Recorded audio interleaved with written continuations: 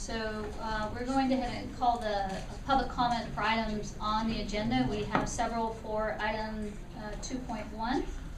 Our first speaker, Barry Chang.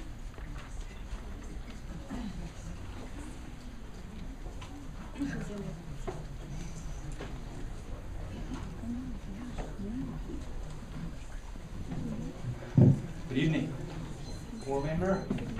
This time kind of deja vu.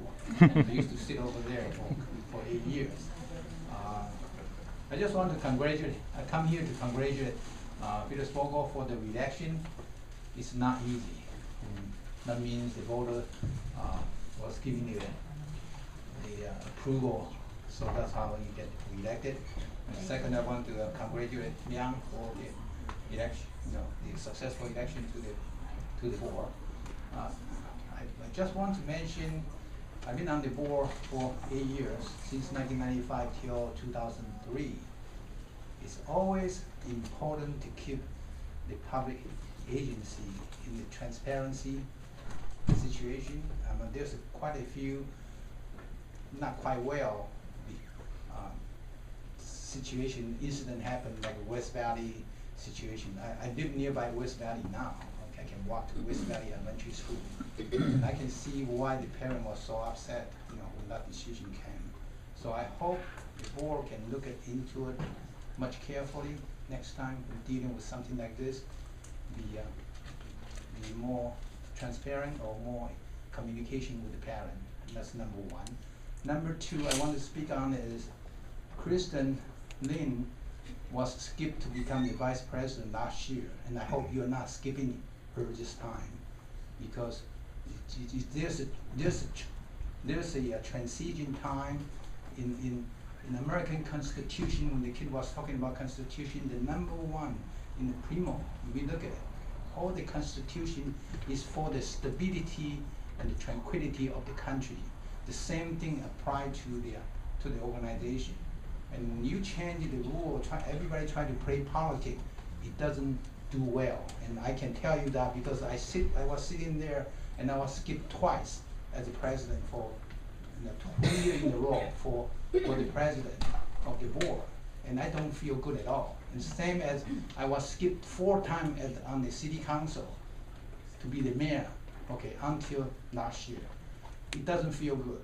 I just want to let you know the community is watching. Don't do something that's not good for this school board. And that's what I wanted to tell you. And thank you very much. Appreciate it. Thank you, David.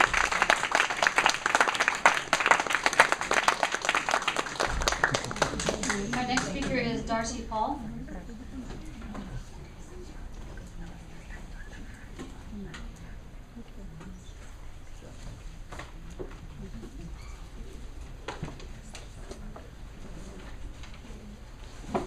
Good evening, school board, superintendent. At first I was feeling a begrudging resentment that Barry got to go first, despite having come in after me and filled out the card last year. I'm actually very grateful now because he spoke virtually every point that I wish to make. And so without reiterating other than to say congratulations to board member Vogel for your re-election, as well as incoming board member Liang Chow for your election. I just want to ask that you do go forth in this coming term of 2 years before the next election and take a lot of these community sentiments to heart. So thank you very much. Thank you. Next speaker is Stephen Sharp.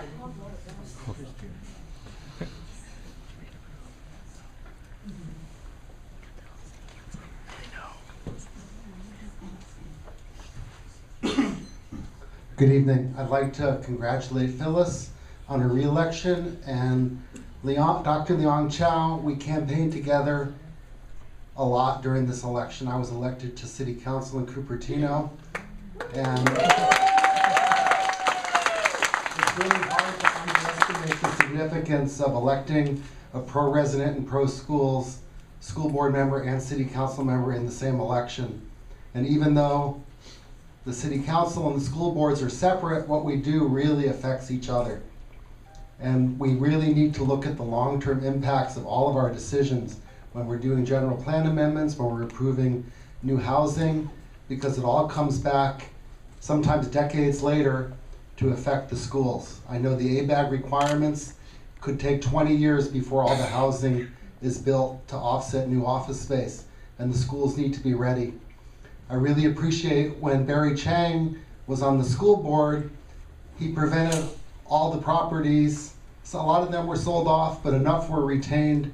So when the school enrollment started rising again, the school board could take back those properties and reopen them. And my kids went to Eaton the second year after it was reopened, and there were 2 portables there, and now I think there's 8, even though they assured us that the area wasn't growing in enrollment. So we really need to look at the long term and take all that into account, and I hope the school board will do that. Thank you. Thank you, Steve.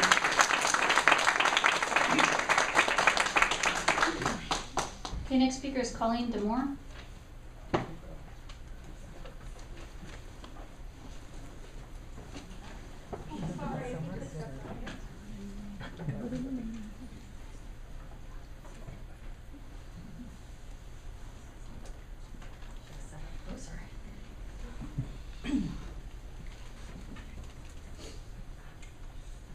Good evening. My name is Colleen Demore. I'm a district parent at Montclair right now, currently was at West Valley. I'm so glad to be here this evening to welcome Liang to the board. Yeah. I just wanted to remind the board and address the board that you have an important job to look out for our students, which includes acting as a watchdog to ensure this district is following the right path. You should take this very seriously. I'd like to express my appreciation to those of you who have taken that responsibility seriously and have not rubber-stamped choices and decisions that just don't make sense. To those of you who have not ignored the rolling hum of discord among parents who have, among other things, called for a vote of no confidence in this superintendent, we thank you. I would urge you moving forward that you take this job even more seriously with renewed commitment to our students. We'd like to see you asking questions, then keep asking more questions until you're completely clear in respect to decisions coming from this office. We want to see you challenging district protocols that benefit nobody. We'd like to see you participating in advisory committees.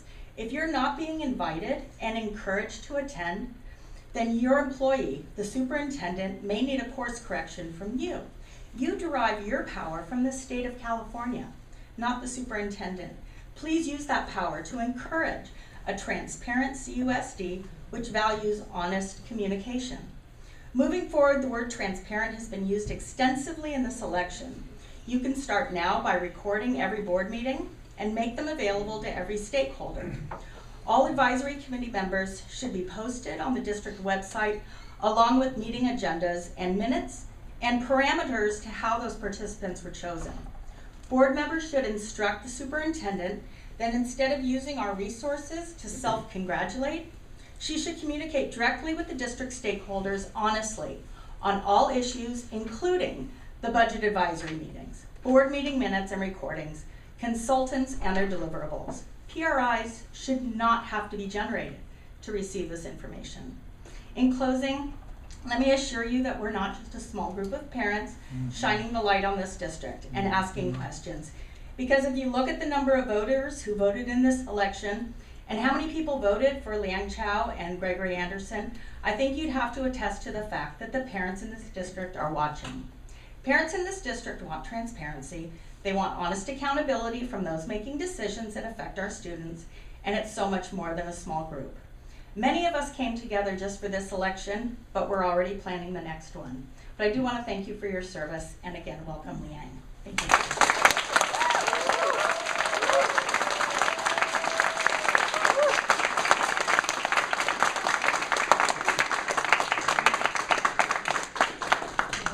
So I think that's all of the cards that are listed for item 2 itself. So we'll move on to item 2.1, and I'm going to turn it over to the superintendent. Okay, the